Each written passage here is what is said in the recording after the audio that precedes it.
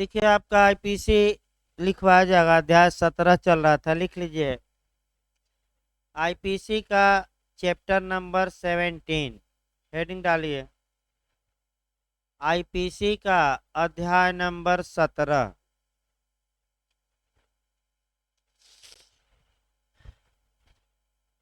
बैठिए।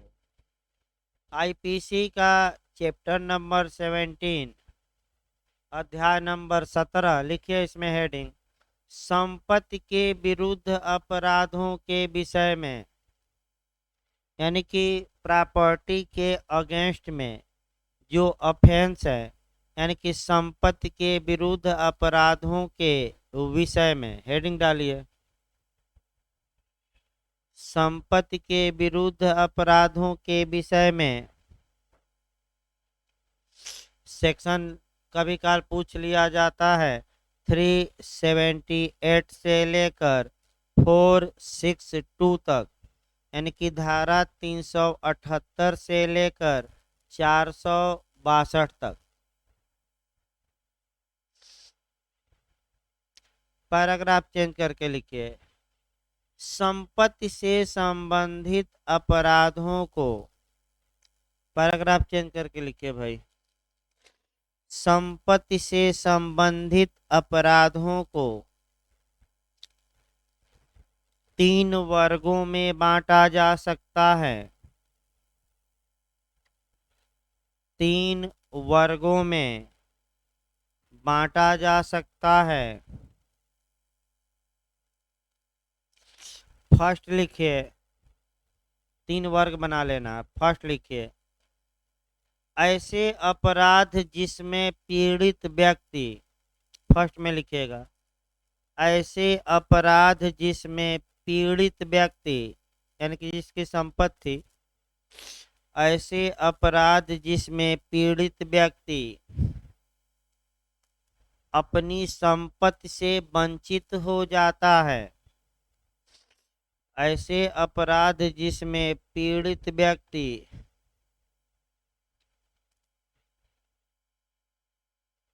अपनी संपत्ति से वंचित हो जाता है, यानी कि उसकी संपत्ति छीन जाती है।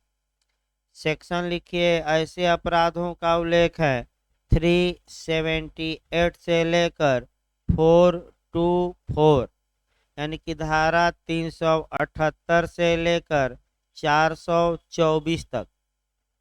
उसी में सेक्शन जोड़ लीजिए भाई। आपका सेक्शन 378 से लेकर 424 तक ऐसे अपराध दिए गए हैं जिनमें कि व्यक्ति संपत्ति से वंचित हो जाता है, यानी कि उसकी संपत्ति छीन जाती है। वंचित मतलब क्या? छीन जाती है। सेकंड लिखिए, ऐसे अपराध जिसमें पीड़ित व्यक्ति की संपत्ति को क्षति पहुंचाई जाती है। सेकंड में लिखिए, ऐसे अपराध जिसमें पीड़ित व्यक्ति की संपत्ति को, ऐसे अपराध जिसमें पीड़ित व्यक्ति की संपत्ति को क्षति पहुंचाई जाती है, माने नुकसान। क्षति ना है तो उसको लिख लीजिएगा नुकसान। नहीं, नुकसान नहीं भाई, आपका गलत शब्द ना हो। उल्टा दिमाग में आ रहा है भाई, नुकसान। क्योंकि जौनपुर प्रतापगढ़िया जो है और जौनपुरिया, उसको बहुत बड़ा नुकसान हो गया। मुस्कान नहीं भाई बहुत बड़ा क्या हो गया, नुकसान ही बोलते हैं लोग। क्षति, इसको लीगल भाषा में कहते हैं रिष्टि। लीगल भाषा में रिष्टि या इंग्लिश में मिसचीफ कहा जाता है। नुकसान, नुकसान या क्षति पहुंचती है। सेक्शन लिखिए कहाँ से कहाँ तक के हैं। 425 से लेकर 440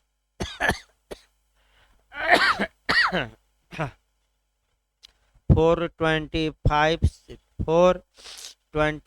से लेकर 440, माने इसमें संपत्ति वंचित नहीं होता व्यक्ति, उसकी बल्कि उसकी संपत्ति को क्या पहुंचाया जाता है, नुकसान।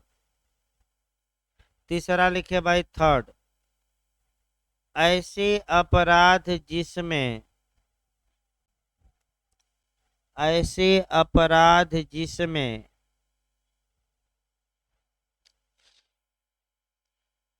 पीड़ित व्यक्ति के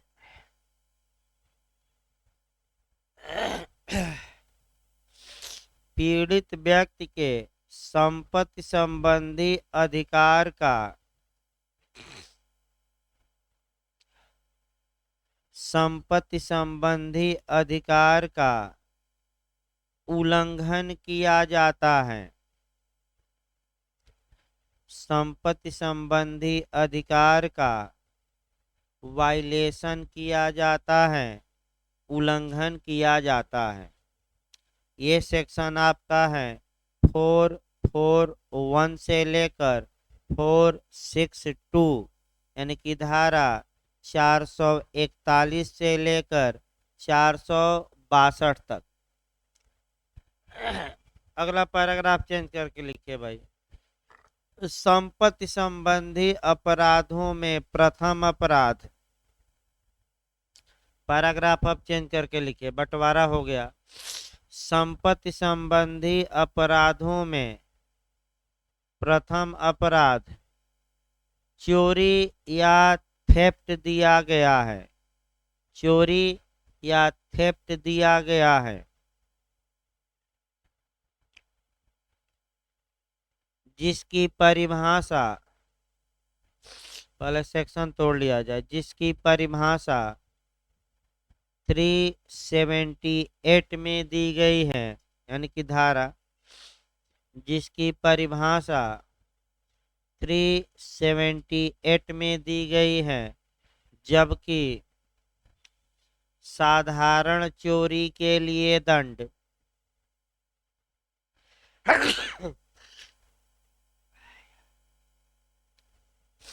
जबकि साधारण चोरी के लिए दंड 379 में दिया गया है, 379 में दिया गया है, जबकि चोरी के गंभीर रूप, माने सीरियस रूप, जबकि चोरी के गंभीर रूप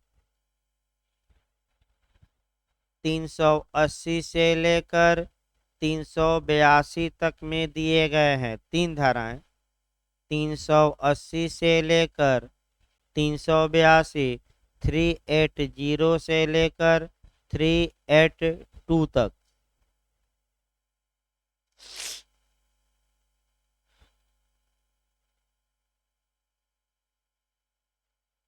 लिखिए भाई आपका चोरी के, पहले सामान्य बातें लिखिए तब तो आगे बढ़ा जाए। चोरी केवल, एरो बनाकर लिखिए, एरो बनाकर एक एक लाइन लिखना है। चोरी केवल चल संपत्ति की हो सकती है, मूवेबल प्रॉपर्टी।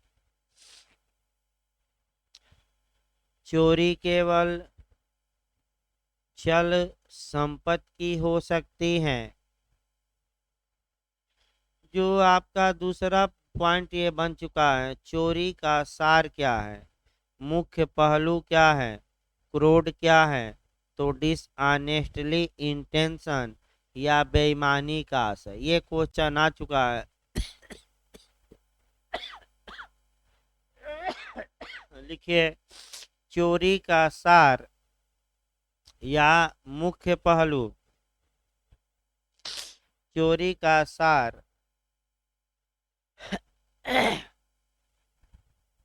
या मुख्य पहलू या क्रोड, क्रोड भी दे सकता है, या क्रोड बेईमानी पूर्ण आशय है, डिसऑनेस्टली इंटेंशन, बेईमानी पूर्ण आशय।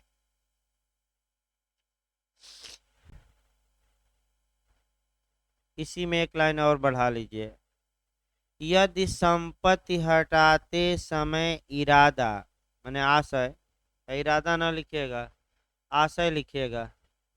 यदि संपत्ति हटाते समय आशय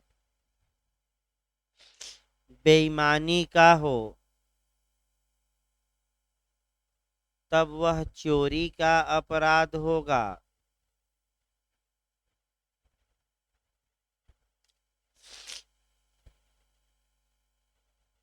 जबकि जबकि यदि पश्चातवर्ती आशय बेईमानी का हो, पिछली बार जे में आया था ये, जबकि पश्चातवर्ती आशय बेईमानी का हो तब वह धारा 403 के तहत 403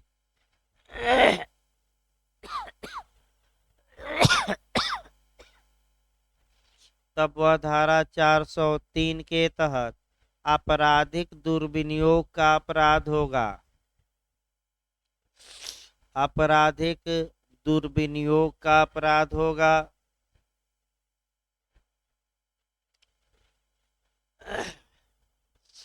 अगला एरो बनाकर लिखिए। धारा 378 में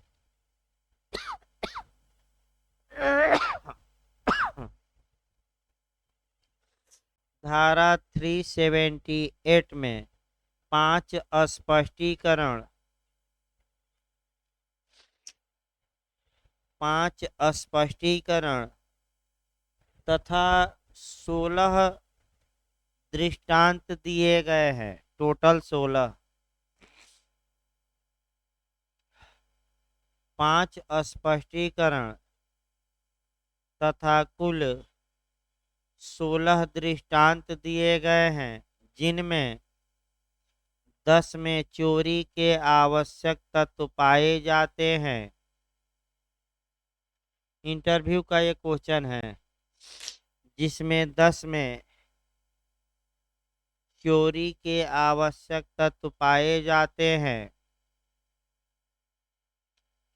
जबकि 6 में चोरी के आवश्यक तत्व नहीं पाए जाते। जबकि 6 में चोरी के आवश्यक तत्व नहीं पाए जाते।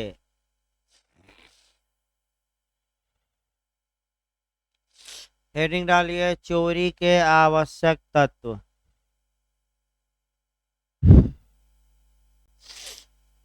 चोरी के आवश्यक तत्व लिखिए। चोरी के 5 आवश्यक तत्व हैं। कभी कल ये भी आजकल क्वेश्चन बन रहा है, संख्या गिनती बताइए। तो लिखिए, चोरी के 5 एसेंशियल एलिमेंट हैं, यानी कि 5 आवश्यक तत्व है।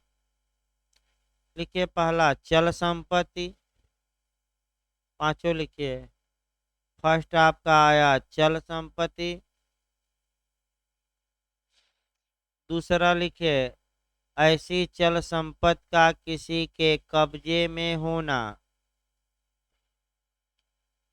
सेकंड लिखिए, ऐसी चल संपत्ति का किसी के कब्जे में होना। तीसरा लिखिए, संपत्ति का हटाया जाना। तीसरा संपत्ति का हटाया जाना। चौथा, संपत्ति हटाते समय आशय बेईमानी का होना। चौथा लिखिए, संपत्ति हटाते समय आशय बेईमानी का होना।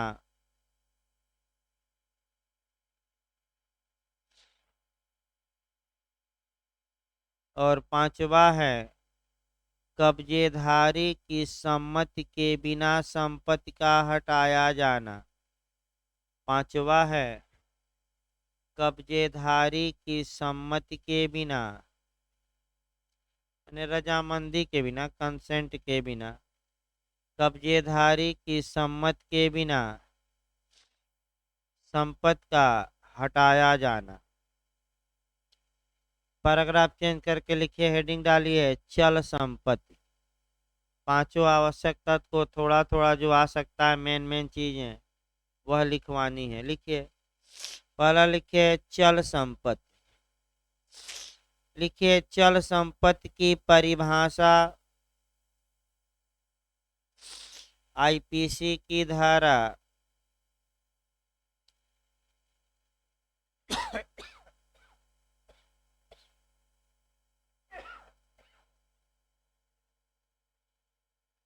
22 में दी गई है। चल संपत्ति की परिभाषा आईपीसी की धारा 22 में दी गई है, जिसके अनुसार चल संपत्ति के अंतर्गत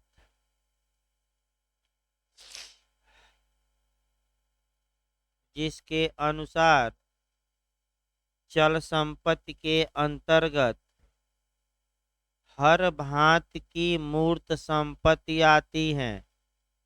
हर भांति की, हर प्रकार की मूर्त, कारपोरल माने जो दिखाई दे, जिसे छुआ जा सके, चल संपत्ति के अंतर्गत हर भांति की मूर्त संपत्ति आती हैं, किंतु किंतु इसके अंतर्गत भूमि, लैंड, भूमि, भूबद्ध चीजें अटैच्ड कहा जाता है।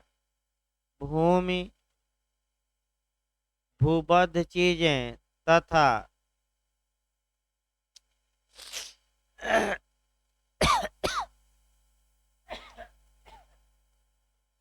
तथा भूबद्ध चीजों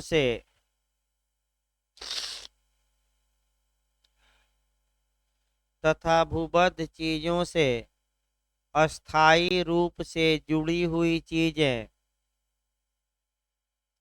नहीं आती। भूबद्ध चीजों से अस्थायी रूप से जुड़ी हुई चीजें नहीं आती। अब अगले हफ्ते भाई लिखवा जाएगा, दिक्कत हो रही है थोड़ा ज़्यादा कि आपका